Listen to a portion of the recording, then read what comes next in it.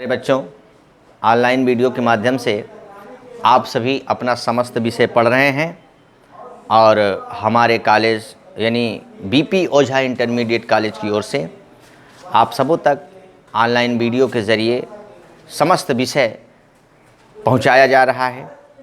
तो आइए, कक्षा 7 हिंदी पाठ 3 आप भले तो जग भला, ये पाठ लेकर हम उपस्थित हुए हैं। प्यारे बच्चों, पैराग्राफ 6, कम से कम पैराग्राफ 6 तक हम आपको पढ़ा चुके हैं इस पाठ को, और आज मैं 7वें पैराग्राफ पर ले चल रहा हूं। आप ध्यान देंगे, बिल्कुल तैयार हो जाइए। प्यारे बच्चों, आप भले तो जग भला, इसके पहले मैंने इसके बारे में डिटेल से दी थी, बताया था। यदि आप अच्छे हैं, आपका विचार अच्छा है, तो सारी दुनिया आपको अच्छी लगेगी, पूरा संसार अच्छा लगेगा।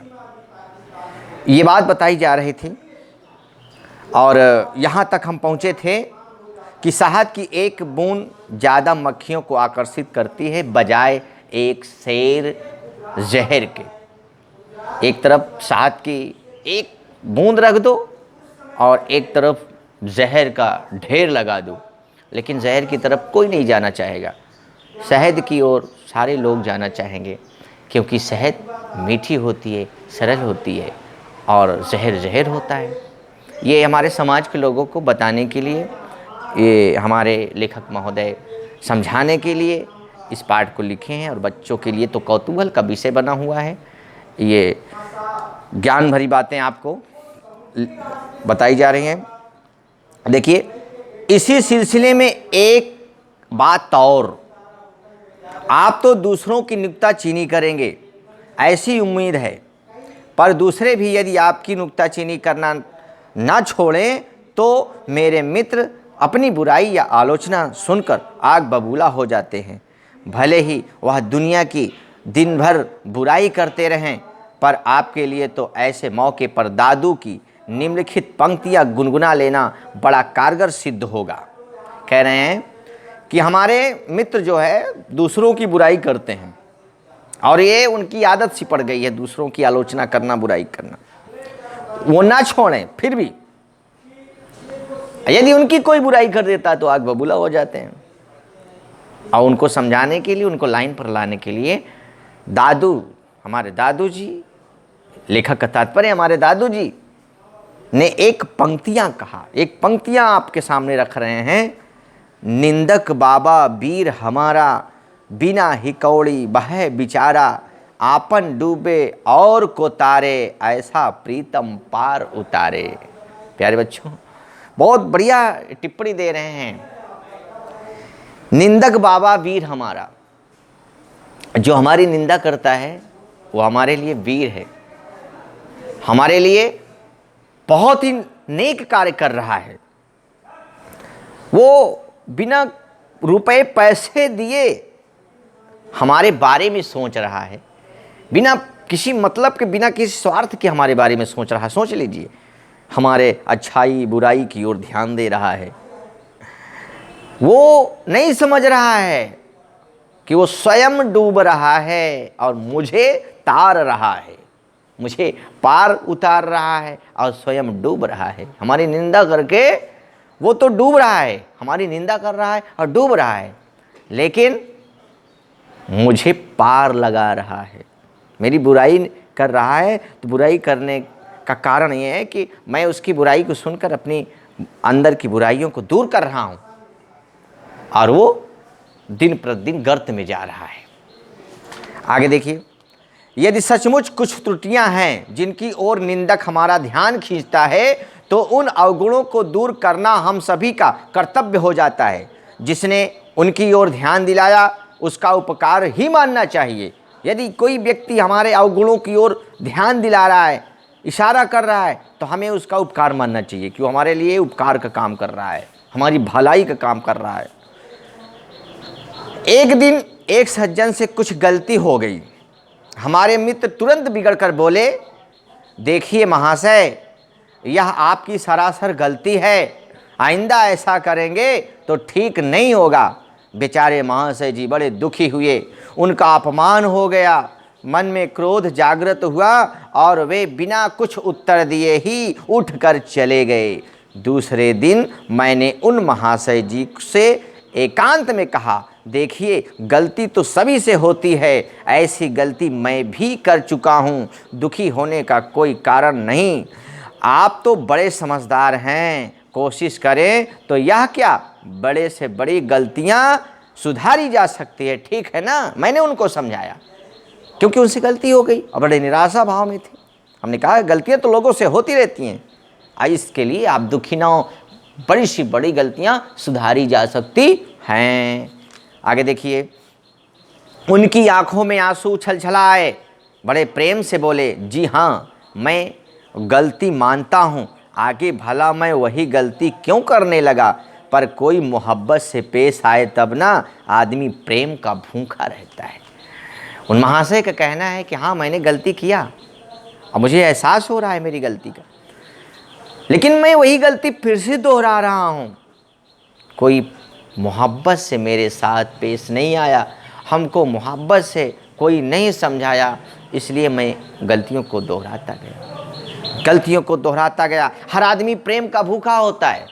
कौन इंसान नहीं चाहता कि कोई मुझसे प्यार से बात करे, हर आदमी मुझसे प्रेम से पेश आवे। देखिए, जब सरदार पृथ्वी सिंह ने हिंसा का मार्ग त्याग कर अपने को बापू के सामने अर्पण कर दिया, तब बापू को बहुत संतोष और खुशी हुई। पर बापू जहां प्रेम और सहानुभूति की मूर्ति थे, वहीं बड़े परीक्षक भी थे। जहां महात्मा गांधी जी प्रेम और सहानुभूति की मूर्ति थे, साक्षात्कार बिल्कुल, और वहीं परीक्षक भी थे, लोगों की परीक्षा भी लेते थे। कुछ दिनों बाद उन्होंने पृथ्वी सिंह से कहा, सरदार साहब यदि आप सेवाग्राम में आकर मेरे आश्रम में रह सकें, तभी मैं समझूंगा कि आपने अहिंसा का पाठ सचमुच सीख लिया है। जब आप हमारे आश्रम में आके रहेंगे तब मैं समझूंगा कि आपने अहिंसा का पाठ सीख लिया है। अब आप हिंसक नहीं रह गए हैं, आप अहिंसा के बहुत अच्छे पुजारी हो गए हैं। पृथ्वी सिंह जरा चौंक कर बोले, इस सवाल पर पृथ्वी सिंह चौंक कर बोले, क्या आपका क्या मतलब है बापूजी, जो इस तरह का सवाल हमसे कर रहे हैं।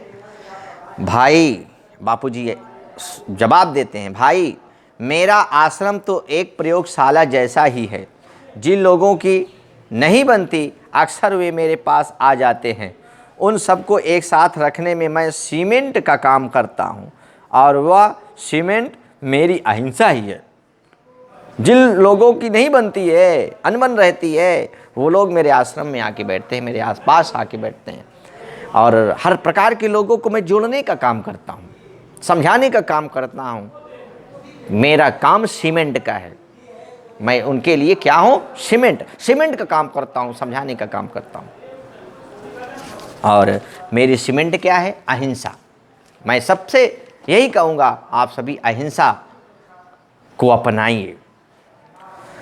मैं समझ गया बापूजी, पृथ्वी सिंह ने मुस्कुराकर कहा, आगे की कहानी यहाँ कहने की ज़रूरत नहीं, पर इसमें बापू के प्रेम में व्यवहार की एक झलक मिल जाती है। उन्होंने अपने प्रेम और सहानुभूति से कितने ही व्यक्तियों को अपनी ओर खींचा था। बापू कड़ी से कड़ी आलोचना कर सकते थे और करते भी थे, पर हंसकर मीठी चुटकियां लेकर अपना प्रेम दर्शाकर। बापूजी सबकी आलोचना भी करते थे और बहुत सारे लोगों को कड़ी से कड़ी आलोचना करके दुखी भी कर देते थे, लेकिन उनके इस आलोचना में बहुत सारी खूबी थी। वे आलोचना भी करते थे तो लोगों को हंसाकर, मीठी चुटकियां लेकर, मजाक की भांति और अपना प्रेम दर्शाकर। ऐसा नहीं कि उनके साथ क्रूरता का व्यवहार करें, उनके साथ एक दानों की तरह पेश आएं, ऐसा नहीं, प्रेम दर्शाकर आलोचना करते थे। किसी की कमियों को बताने के लिए आप क्रोधित होकर और एक वैनमस्ता का प्रयोग करते हुए कमियां बताएंगे तो वो दुखी हो जाएगा, लेकिन आप हंसकर, प्यार से, मोहब्बत से उसकी कमियों को बताएं तो वो सोचेगा, विचार करेगा, आपकी बातों का मनन करेगा, समझेगा। आगे बढ़ते हैं। अमेरिका के मशहूर लेखक इमर्सन की एक घटना याद आती है। उन्हें गाय पालने का शौक था, इसीलिए गाय और नन्हे बछड़े उनके मकान के पास एक कुटिया में रहते थे। एक बार जोर की बारिश होने लगी और सभी गायें झोपड़ी के अंदर चली गईं। एक बछड़ा बाहर ही रह गया। इमर्सन और उनका लड़का दोनों मिलकर उस बछड़े को पकड़कर खींचने लगे कि वह कुटिया में चला जाए, पर ज्यों-ज्यों उन्होंने उसे जोर से खींचना शुरू किया, त्यों-त्यों वह बछड़ा भी सारी ताकत लगाकर पीछे हटने लगा। बेचारे इमर्सन बड़े परेशान हुए। इतने में उनकी बूढ़ी नौकरानी इधर से निकले। जैसे ही उसने यह तमाशा देखा, वह दौड़ी और अपना अंगूठा बछड़े के मुंह में प्यार से डालकर उसे झोपड़ी की तरफ ले चली। कहने का मतलब, इमर्सन साहब अपना एक छोटा सा बछड़ा कुटिया के भीतर ले जाना चाहते थे, और जो जो उसको खींचते थे वो तैसे तैसे वो अंदर चला जाता था। इधर ये ताकत लगाते थे उसको वापस लाने के लिए, उधर वो ताकत लगाता था जो है उनसे छुटकारा पाने के लिए, और ताकत लगाकर वो अपनी ओर खींचता था, ये अपनी ओर खींचते थे। इतने में बूढ़ी नौकरानी ने देखा, ये तमाशा देखा, तो उन्होंने प्रेम का प्रयोग किया। उन्होंने अपने अंगूठे को उसके मुंह में डाल दिया और बढ़िया सा चुमकारते हुए, बछड़े को दुलारते हुए जहाँ चाहा वहाँ ले गई। ये बातें होती है। कोई चीज़ें टेढ़ी उंगली से नहीं निकलती, सीधी से निकल जाती। कोई बात जो है लोगों को समझाने के लिए क्रूरता का परिचय न दे, प्रेम का परिचय दें, तो आसानी से मामला सॉल्व हो सकता है। आगे बढ़ते हैं। वह अनपढ़ नौकरानी किताबें और कविताएं लिखना नहीं जानती थी, पर व्यवहार कुशल अवश्य थी। और जब जानवर भी प्रेम की भाषा समझते हैं तो फिर मनुष्य क्यों नहीं समझेंगे।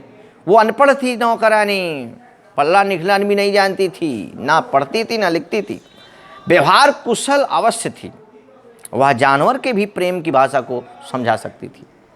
अब देखिए, कल हमारे मित्र का रसोइया बिना खबर दिए ही चला गया। बेचारा करता भी क्या, सुबह से शाम तक उसको महाशय की डांट खानी पड़ती थी। तूने आज दाल बिल्कुल बिगाड़ दी, उसमें नमक बहुत डाल दिया है। अरे बेवकूफ़, तूने साग में नमक ही नहीं डाला, या जली रोटी कौन खाएगा रे। आदि की झड़ी लगी रहती थी। यानी उस नौकर को हमेशा उसके मालिक वगैरह डांटते रहते थे, छोटी छोटी कमियों को जो है लेकर के उसका डांटना शुरू कर देते थे।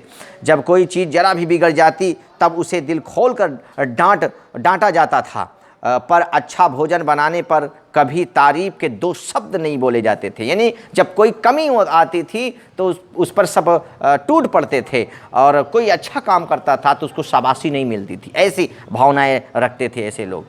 वाह, तारीफ करने से उसका दिमाग चढ़ जाएगा, मेरे मित्र कर देते हैं, ठीक है। या अगर उसको शाबाशी दोगे और वाह कहोगे उसके लिए तो उसका दिमाग चढ़ जाएगा, घमंडी हो जाएगा। ये सोच मन में रखते हैं। हो सकता है आपके वाह कहने से और अच्छा काम करना शुरू कर दे। ठीक है, तो वह भी आदमी है, उसके भी दिल है। बेचारा कुछ रुपए का नौकर यंत्र नहीं बन सकता। तंग आकर भाग जाने के सिवाय उसके पास और क्या चारा था। जब आप सभी इस तरह का दुर्व्यवहार उसके साथ करोगे तो भाग जाने के सिवा उसके पास कोई चारा बचेगा नहीं, वो भाग जाएगा। और भाग गया। कहने का मतलब यह है कि उनकी किसी से नहीं बनती, ना मित्रों से, ना ऑफिस के कर्मचारियों से, और ना घर के नौकरों से। उस पर भी मज़ा यह है कि वे जिंदगी और विचारों से पूरी तरह संतुष्ट हैं। वे मानते हैं कि उनका जीवन आचार विचार आदर्श है। दूसरे लोग जो उनका सम्मान नहीं करते वे मूर्ख हैं। वे अपनी आदत को सर्वोपरि समझते हैं, वो अपने स्वभाव को सर्वोपरि समझते हैं, लेकिन वो सर्वोपरि व्यवहार उनका नहीं है, अच्छा व्यवहार उनका नहीं है। ऑफिस में या समाज में हर जगह वो इस तरह का बर्ताव करते थे, कोई अच्छा उनको कहता नहीं था। वो इस अपना ये जीवन शैली समझते थे, दूसरों को मूर्ख समझते थे जो उनका सम्मान नहीं करते थे। इनके इन्हीं आदतों के कारण लोग इनका सम्मान जब नहीं करते थे तब ये दूसरों को मूर्ख समझना शुरू कर देते थे। आइए बिल्कुल लास्ट लाइन पर हम आ गए हैं, आखिरी लाइन में आपको बच्चों को ले चलते हैं। अच्छा हो सुकरात के इस विचार को मेरे मित्र अपने कमरे में लिख कर टांग ले। पर उनसे यह कहने का साहस कौन करेगा। अपने मित्र के बारे में लेखक महोदय कह रहे हैं, सुकरात के इस कहानी को, इस टिप्पणी को वो अपने कमरे में लिख कर टांग लें, लेकिन साहस कौन करेगा अपने मित्र को बताने के लिए, ये इशारा करने के लिए कि आप ये मैटर जो है लिख करके टांग दें। प्यारे बच्चों, आप भले तो जग भला में आपने समाज के ऐसे व्यक्तियों के बारे में पढ़ा जो वास्तव में दूसरों की बुराइयां करते हैं, अपने अंदर के बुराई को नहीं देखते हैं। और आप सभी के लिए ये पाठ बहुत सीख से भरा हुआ है। आप सभी इस पाठ से सीख लें, इसी कामना के साथ। और आज का वीडियो यहीं पर समाप्त करते हैं। धन्यवाद।